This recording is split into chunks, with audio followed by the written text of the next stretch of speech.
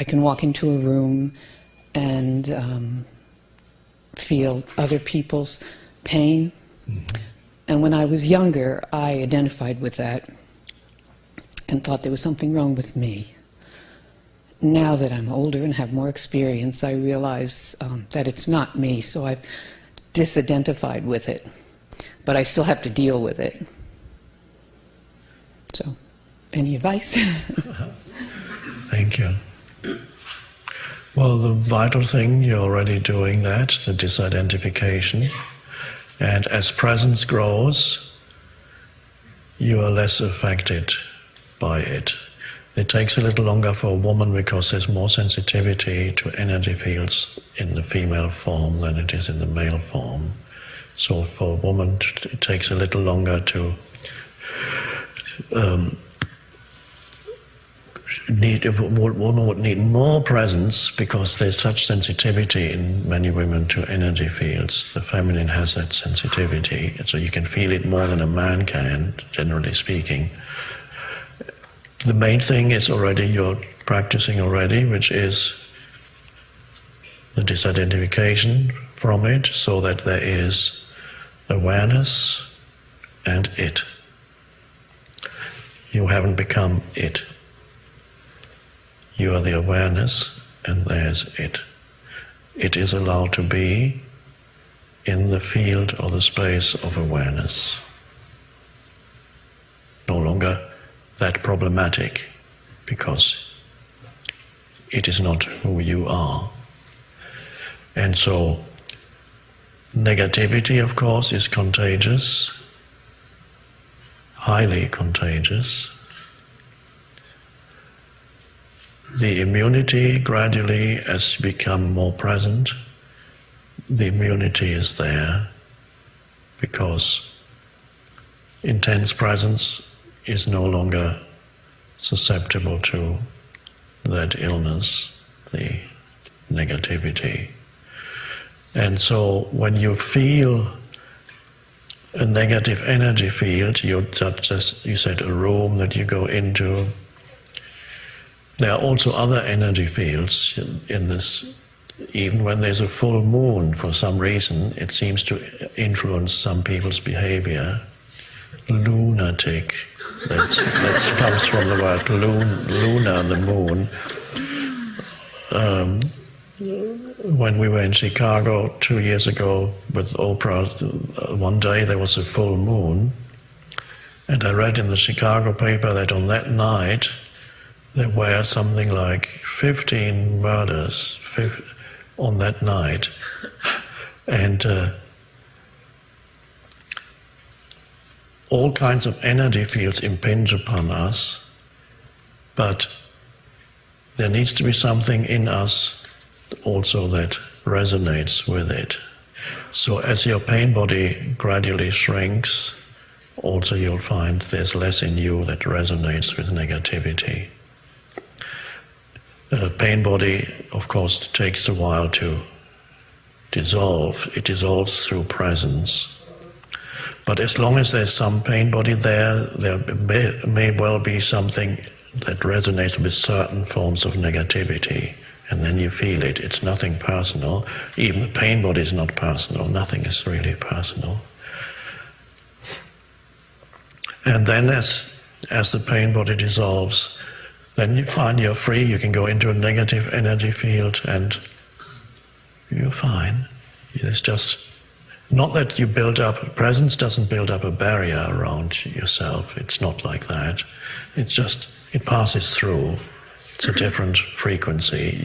It can't hang on to anything inside you anymore, so it goes through you.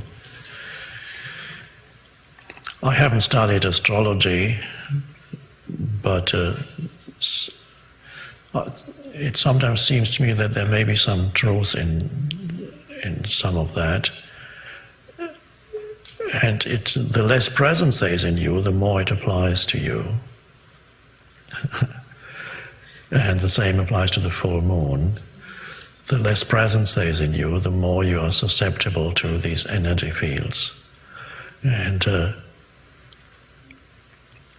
the moment you think a negative thought, especially if you think more than one negative thought, and it goes on for a few minutes and then leads to another and another, you connect to negativity in a million other people in the same city, kind of,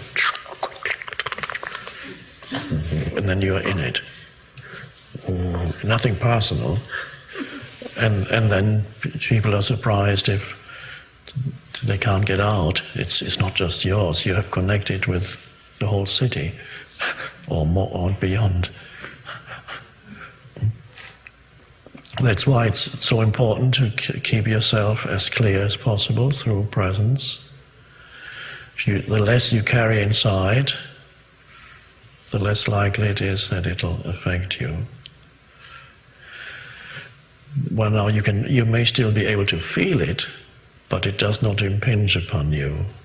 Especially if you're, as a woman, you probably are still able to feel the negativity, but then you no longer need to, there's nothing in you where it gets stuck. So it passes through. You know it's passing through, there it is, but it has nothing in you to hang on to. It can't attach itself to anything.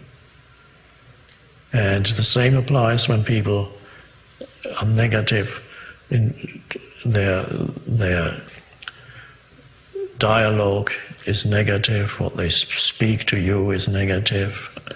And again, if you are in the state of alert attention, there's no negative thought in you that this can connect to, and so you're immune, so to speak.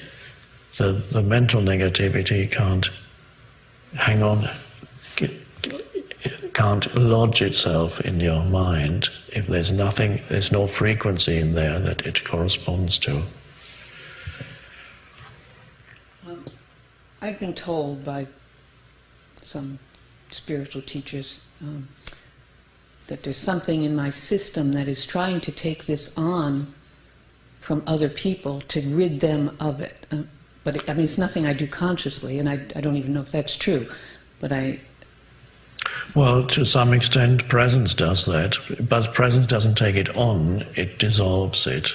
Not only for yourself, but wherever you go there as a field of presence into an energy field. To some extent, something happens, it dissolves through presence. And so, yes, that's a beautiful thing. You don't take it on, you don't need to suffer for others, but you can let go of suffering for others. So you let go of suffering, the same thing you do, for example, when you sit with a person who is in suffering. It is your job to relinquish resistance. And if they can't do it, you can do it for them. Enter the state of surrender. Do it when you're with somebody who is dying, when you're with somebody who is seriously ill, or has had some other kind of disaster, or is just completely unhappy. So be with that person and become very still and very alert. And that means you surrender for them.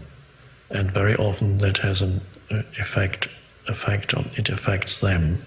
It burns up some of the suffering. It invites them also into that space. Sometimes they're able to join you in that space, but even if they are not, it does burn up suffering. That's the most beautiful gift you can give, is your presence. So you bring that undiluted presence, just that.